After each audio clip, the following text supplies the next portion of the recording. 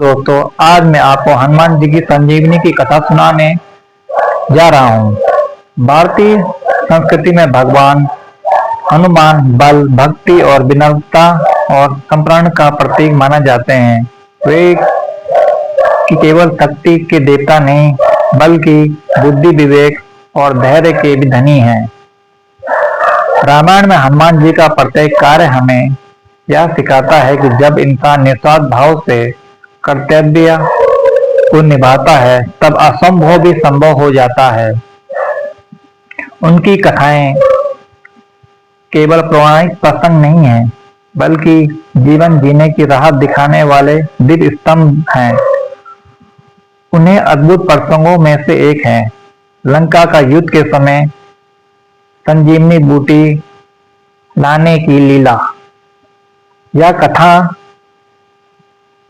केवल हनुमान जी की साहस का वर्णन करती है, बल्कि यह भी बताती है कि समय पर लिया गया दृढ़ निर्णय कितना बड़ी सफलता दे सकता है।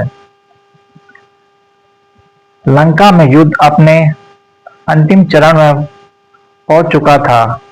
रावण का पुत्र मेघनाद, जिसे इंद्रजीत भी कहा जाता था, अत्यंत बलशाली और मायावी था। एक रात उसने युद्ध भूमि में आकर लक्ष्मण जी पर ब्रह्मास्त्र का प्रहार किया। तेज गर्जना के साथ वह अस्त्र लक्ष्मण के वक्षस्थल में लगा और वह मूर्छित होकर धरती पर गिर पड़े। समूची वानर सेना स्तंभ हो गई। श्री राम का चेहरा दुख से भर गया, क्योंकि उनके छोटे भाई की सांसें धीमे पड़ने लगी थी। उसी समय वेद सुलेक्षण को लाया गया। उन्होंने लक्ष्मण की स्थिति देखकर कहा, रात्रि समाप्त होने से पहले हिमालय स्थित द्रोणगिरी पर्वत से संजीवनी बूटी लाना अनिवार्य है। यह सूर्योदय हो गया तो इनके प्राण बचाना कठिन होगा। यह सुनते ही हनुमान जी आगे आए और श्री राम को आशीर्वाद लेकर आकाश मार्ग से पर्वत की ओर चल पड़े। वे इतने तीव्र वेग से उड़ रहे थे कि बादल भी उनके पीछे छूटते जा रहे थे।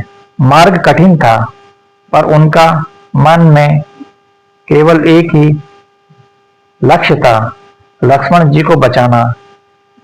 कई पर्वतों और नदियों को पार करते हुए वे अतः द्रोणगिरी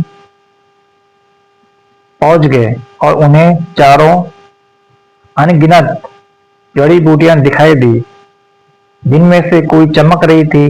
लेकिन संजीवनी बूटी को पहुंचा पाने में उन्हें संदेह होने लगा। समय बहुत कम था और गलती की कोई गुंजाइश नहीं थी। युद्ध भूमि में हर विभीषण लक्ष्मण के जीवन और कठिन बन रहा था। तभी हनुमान जी ने निश्चय किया, यदि बूटी पहुंचाने में नहीं आ रही है तो संदेह पूरा पर्वत ही उठा के ले चलूं। उन्होंने अपना विशाल रूप धारण किया और पूरी शक्ति से पर्वत को जड़ से उखाड़कर कंधे पर उठा लिया। पर्वत सहित उड़ते समय उनका तेज इतना भयंकर था कि देवताओं ने भी आश्चर्य से देखा। कुछ स्थानों पर जब उनकी छाया पड़ी तो लोगों ने सोचा कि स्वयं सूर्यदेव निकट आ रहे हैं। आकाश मार्ग से जाते हुए वे पुनः युद्ध भूमि में पहुंचे। हनुमान जी ने पर्वत नीचे रखा। सुलेक्षण वेद ने तुरंत उसे पर्वत से संजीवनी बूटी निकालकर लक्ष्मण के नासिका पर लगाई। कुछ ही क्षणों में लक्ष्मण जी की सांसें वापस लौटने लगी और वे धीरे धीरे बैठ गए। समूची वानर सेना आनंद से भर उठी।